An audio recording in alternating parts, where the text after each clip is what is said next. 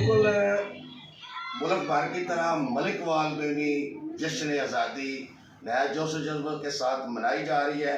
दिन को इन बच्चों ने शहर में अपने बुज़ुर्गों के साथ, भाइयों के साथ मिलकर एंजॉय की है और शाम के वक्त इन्होंने मुख्तलिफ़ फैमिलियों के बच्चों ने इकट्ठे होकर एक घर में ये जश्न आज़ादी मना रहे हैं। यहाँ पर इनके लिए ये खाने पीने का इंतज़ाम भी किया गया, जो बच्चों की मनपसंद चीज़ें हैं। बच्चे इस चीज़ से ज़्यादा खुश हैं कि जश्न आज़ादी के साथ साथ हमारी मनपसंद चीज़ें भी यहाँ मिल रही हैं। एक बच्चा हमारे साथ है, उससे पूछते हैं, हाँ बेटा आप कैसा महसूस कर रहे हैं ये फैमिली के बच्चे मिलकर? हम बहुत अच्छा महसूस कर रहे हैं। सुबह टाइम हम फिर के आए हैं, बाज़ार बहुत अच्छे खूबसूरत हुए थे, सारे ऐसे दुल्हन की तरह सजाए गए थे। लेकिन अब शाम टाइम हम सारे घर वालों ने मिल के एक प्लान किया और हमने घर में मनाई है जश्न आज़ादी बच्चों के साथ। तो हमारी आपी ने हमारे लिए हर वो चीज़ बनाई है जो हमें पसंद थी, तो हमें बहुत मज़ा आया।